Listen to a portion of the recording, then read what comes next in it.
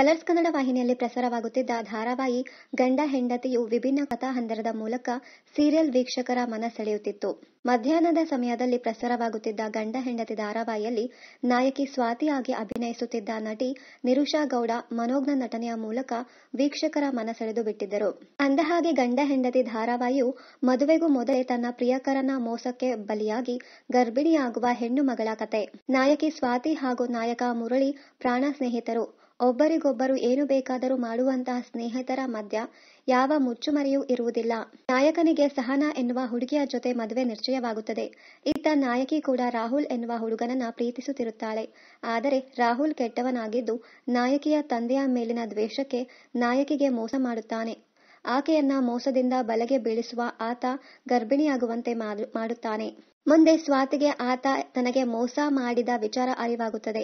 ಆತನನ್ನ ಕನ್ವಿನ್ಸ್ ಮಾಡಬೇಕು ಎಂದು ಅಂದುಕೊಳ್ಳುವಾಗ ಆತ ಆಕ್ಸಿಡೆಂಟ್ನಲ್ಲಿ ಸಾಯುತ್ತಾನೆ. ಇತ್ತ ಸ್ನೇಹಿತೆಯ ಜೀವ ರಕ್ಷಣೆಗಾಗಿ ಮುರಳಿ ಆಕೆಯನ್ನ ಮದುವೆಯಾಗಿರುವ ನಾಟಕವಾಡುತ್ತಾನೆ.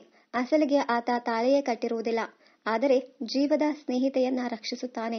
ಸ್ವಾತಿ ಪಾತ್ರದ ಮೂಲಕ ಕಿರುತೆರೆ ವೀಕ್ಷಕರ ಮನ ಸೆಳೆದ ನಿರುಷಾಗೆ ಇದು ಮೊದಲ ಧಾರಾವಾಹಿಯಲ್ಲ.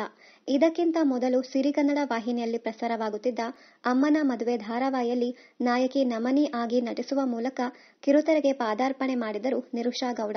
ನಟನೆಗೆ ಪಾದಾರ್ಪಣೆ ಮಾಡುವ ಮೂಲಕ ಮಾಡೆಲಿಂಗ್ ಲೋಕದಲ್ಲಿಯೂ ಕಮಲ್ ಮಾಡಿದ್ದರು ನಿರುಷಾ ಗೌಡ. ಕೆಲವೊಂದು ಜಾಹೀರಾತುಗಳಲ್ಲಿ ರೂಪದರ್ಶಿಯಾಗಿಯೂ ನಿರುಷಾ ಗೌಡ ಕಾಣಿಸಿಕೊಂಡಿದ್ದು, ಫೋಟೋಶೂಟ್ ಮೂಲಕವೂ ಸದ್ದು ಮಾಡುತ್ತಿದ್ದಾರೆ. ಕೇವಲ ವೆಸ್ಟರ್ನ್ ಮಾತ್ರವಲ್ಲದೆ ಟ್ರೆಡಿಷನಲ್ ಲುಕ್ನಲ್ಲಿಯೂ ನಿರುಷಾ ಗೌಡ ಆಗಾಗ ಫೋಟೋಶೂಟ್ ಮಾಡಿಸಿಕೊಳ್ಳುತ್ತಿದ್ದು, ಅದನ್ನ ಇನ್ಸ್ಟಾಗ್ರಾಂನಲ್ಲಿ ಹಂಚಿಕೊಳ್ಳುತ್ತಿರುತ್ತಾರೆ. ಇನ್ನಷ್ಟು ಕನ್ನಡ ಧಾರಾವಾಹಿ, ಸಿನಿಮಾ ಹಾಗೂ ಬಿಗ್ ಬಾಸ್ ಕನ್ನಡ ಸೀಸನ್ 10ರ ಡೈಲಿ ಅಪ್ಡೇಟ್ಸ್ಗಾಗಿ ಚಾನಲ್ ಅನ್ನ ಸಬ್ಸ್ಕ್ರೈಬ್ ಮಾಡಿ. Thank you.